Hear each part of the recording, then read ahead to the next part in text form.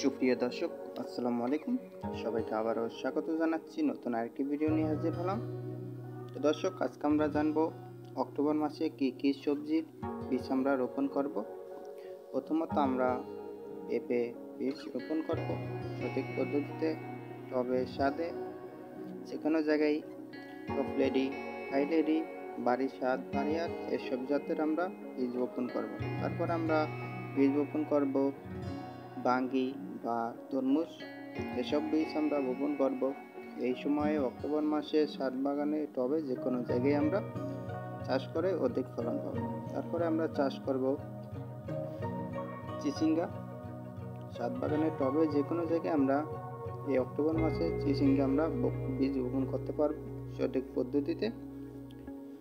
তারপরে আমরা এই অক্টোবর মাসে আমরা লাল শাক বীজ বপন করব টবে, ছাদ বাগানে, জমিতে, যে কোনো স্থানে আমরা এই অক্টোবর মাসে লাল শাক বীজ আমরা বপন করতে পারবো খুব সহজেই। তারপরে আমরা এই অক্টোবর মাসে ফুলকপি আমরা বীজ বপন করব এবং চাষ করব ছাদ বাগানে, টবে, যে কোনো স্থানে আমরা চাষ করতে পারবো খুব সহজেই, খুব আধুনিক পদ্ধতি।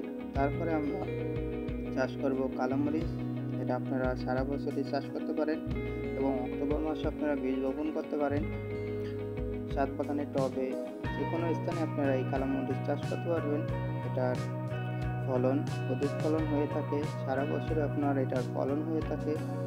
এটা প্রচুর পরিমাণে আমাদের মরিচ হয়ে থাকে, তো এটা কালোমরিচটা আপনারা চাষ করতে পারেন খুব সহজেই। তারপরে অক্টোবর মাসে আমরা বরবটি চাষ করবো এবং বরবটি বীজ আমরা বপন করতে পারবো।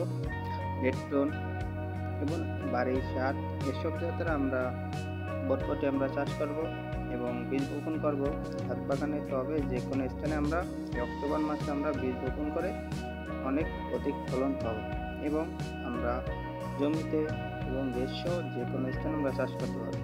তারপরে আমরা অক্টোবর মাসে লাউ চাষ করব।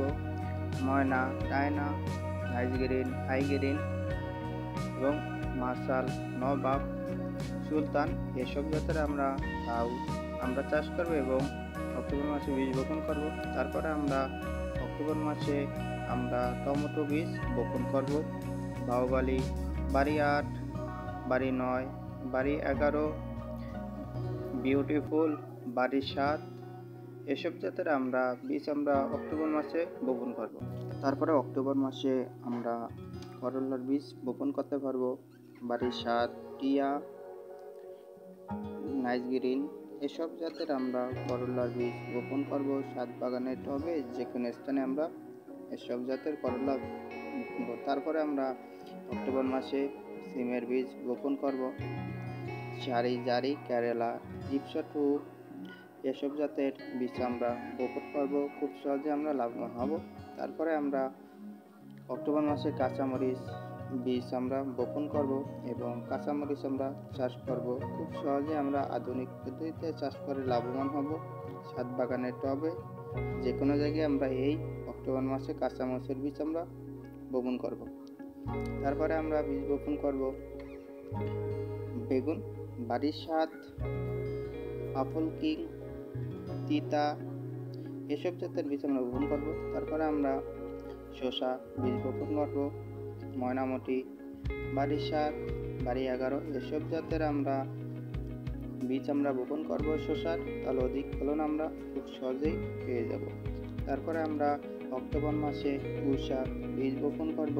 মোটা ডোগা এবং লাল ডোগা এইসব জাতের আমরা বীজ বপন করে অধিক ফলন পাব।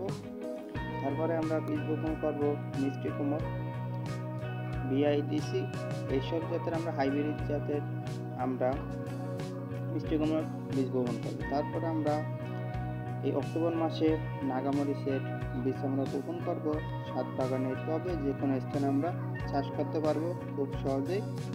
এটা আপনারা নাগামরিচে চাষ করতে পারেন, খুব সহজেই আপনারা লাভজনক হবেন। তারপরে আপনারা অক্টোবর মাসে ধনিয়া পাতার বীজ বপন করতে পারেন, খুব সহজেই আপনারা টবে, ছাদ বাগানে, যে কোনো স্থানে আপনারা এই অক্টোবর মাসে ধনিয়া পাতা বীজ বপন করে লাভবান হতে পারেন। তারপরে আপনারা অক্টোবর মাসে বাঁধাকপি বীজ বপন করতে পারেন ছাদ বাগানে, টবে, যে কোনো স্থানে আপনারা খুব সহজে আপনারা বীজ বপন করে লাভবান হবেন এবং হাইব্রিড জাতের বীজ আপনারা বপন করবেন। দর্শক, আজকে আমি এখানে বিদায় নিলাম। সকলে ভালো থাকবেন, সুস্থ থাকবেন। আল্লাহ হাফেজ। আসসালামু আলাইকুম।